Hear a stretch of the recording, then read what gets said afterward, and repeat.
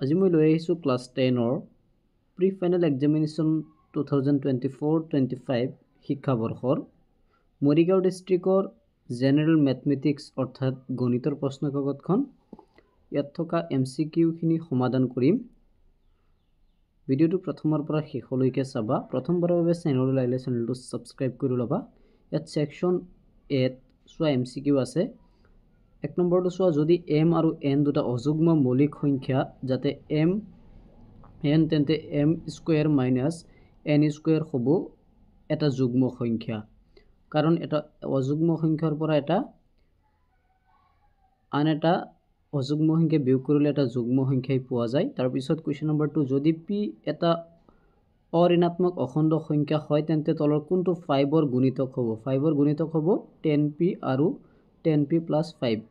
তাৰপিছত যদি x 1/y আৰু y = 20 হ'লে x = 5 হয়, তেতিয়া x = 50, তেন্তে y ৰ মান হ'ব অপশ্যন চি নম্বৰটো correct.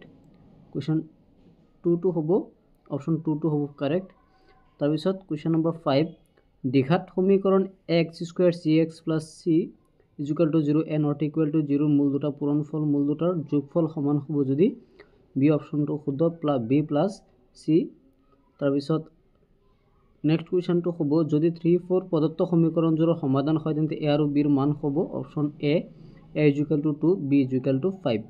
Question number 7, ax + 2y = 9 আৰু 3x + by = 18 সমীকৰণযোৰ সমান্তৰাল ৰেখা উপস্থাপন কৰে য'ত a আৰু b অখণ্ড সংখ্যা যদি d অপশ্যন ডি টো কাৰেক্ট a b = 6।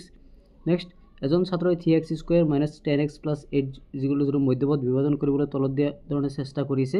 শুদ্ধ উত্তৰটো হ'ব m = 12 9 = 2। তাৰপিছত দুটা যোগাত্মক অখণ্ড সংখ্যা a আৰু 5 দিয়া থাকিলে এনে দুটা অদ্বিতীয় অখণ্ড সংখ্যা q আৰু r ত থাকিব যাতে অপশ্যন চি টো কাৰেক্ট। তাৰপিছত কুৱেশ্যন নম্বৰ 10, যদি cos θ = 2/3 হয় তেন্তে 2 sec² θ + 2 tan² θ - 7 ৰ মান হ'ব অপশ্যন চি টো কাৰেক্ট 0। কুৱেশ্যন নম্বৰ 11, যদি √3 tan θ - 3 = 0 তেন্তে θ = what? শুদ্ধ উত্তৰটো হ'ব অপশ্যন বি 60 ডিগ্ৰী। তাৰপিছত কুৱেশ্যন নম্বৰ 12, এটা দ্বিঘাত বহুপদ p হোলেক্সৰ ৰেখাডাল -6 0 0 -5 4 -3 আৰু 6 0 বিন্দুৰ মাজেৰে গ'লে বহুপদটোৰ শূন্য দুটা হ'ব অপশ্যন এ -6 0। তাৰপিছত কুৱেশ্যন নম্বৰ 13, যদি এটা সমান্তৰ প্ৰগতিৰ nতম পদটো 7n - 4 হয় তেন্তে সমান্তৰ প্ৰগতিটোৰ সাধাৰণ অন্তৰ হ'ব 7 অপশ্যন এ টো কাৰেক্ট।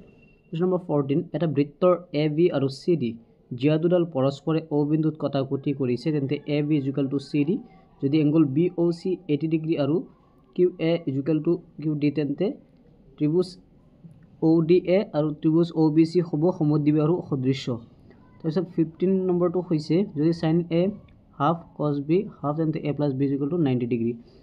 তাৰপিছত কুৱেশ্যন নম্বৰ 16, -1743 সংযোগী ৰেখাডালক 2:3 অনুপাতত ভাগ কৰিলে পোৱা যাব 1 বিন্দুৰ স্থানাংক হ'ব 13।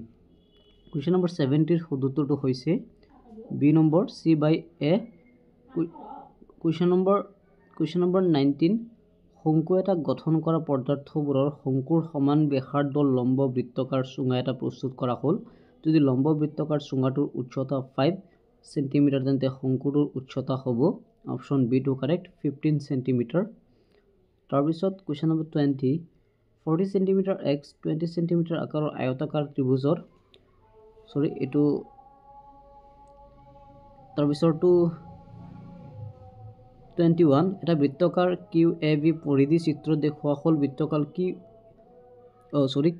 OAB ৰ পৰিধি চিত্ৰত দেখুওৱা হ'ল বৃত্তকলা OAB ৰ পৰিধিৰ মাপ হ'ব অপশ্যন চি টো কাৰেক্ট 64/3 চেণ্টিমিটাৰ। 22, যদি এটা বৃত্তকলা এটা কালি বৃত্তটোৰ কালি 5/18 অংশ হয় তেন্তে বৃত্তকলাডাল ৰৈ গ'ল। 23, ABC ত্ৰিভুজ DE সমান্তৰাল BC AD = 1.5 centimetre DB3 AE = 1 centimetre হ'লে EC ৰ দৈৰ্ঘ্য হ'ব 2 চেণ্টিমিটাৰ। 24, 18AB - 3 সমান্তৰাল প্ৰগতি থাকিলে a + b = what?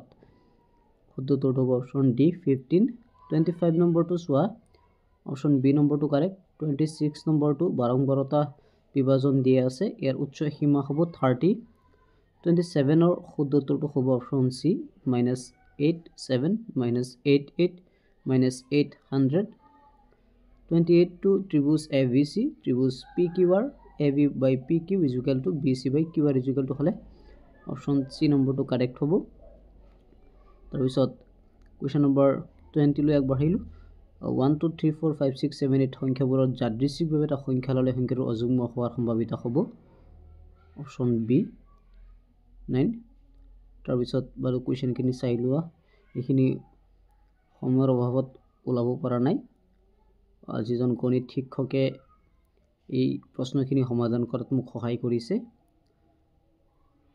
গতিকে মই কমেন্ট বক্সত পিন কৰি নেক্সট এই MCQ খিনিৰ উত্তৰ তোমালোকক যিখিনি বাকি ৰৈ গৈছে সেইখিনি দিবলৈ চেষ্টা কৰিম বাকি তোমালোকে বাৰু MCQ খিনি চাই লোৱা এনেকৈ MCQ মৰিগাঁও ডিস্ট্ৰিক্টৰ এবাৰ প্ৰি ফাইনাল এক্সামিনেশনত আহিছিল অলপ ক্ৰিটিক্যাল কোৱেশ্চন পেপাৰখন তোমালোকৰ বাৰু কেনেকুৱা তোমালোকে বাৰু পৰীক্ষা দি কেনেকুৱা পাইছা বা কোৱেশ্চন পেপাৰখন কেনেকুৱা লাগিছে কমেন্ট বক্সত নিশ্চয় জনাবা ইয়াত থকা বাকি কোৱেশ্চন বিলাকো চাই লোৱা যি ইয়াত লং কোৱেশ্চন বিলাকো আছে জ্যামিতিৰ পৰাও আছে 3 নম্বৰীয়া 4 নম্বৰীয়া 5 নম্বৰীয়া কোৱেশ্চন বিলাক কেনেকুৱা পাইছা নিশ্চয় কমেন্ট বক্সত জনাবা এনেকুৱা প্ৰত্যেক দিনাই প্ৰত্যেকটা প্ৰি ফাইনাল পৰীক্ষাৰ প্ৰশ্ন কাকতৰ সমাধান লৈ আহিবলৈ যত্ন কৰিম অহাকাইলৈ যেহেতু সমাজ বিজ্ঞান পৰীক্ষা সেই সমাজ বিজ্ঞানৰ MCQ খিনি সমাধান কৰিম যেহেতু মই নিজে সমাজ বিজ্ঞান জিওগ্ৰাফি আৰু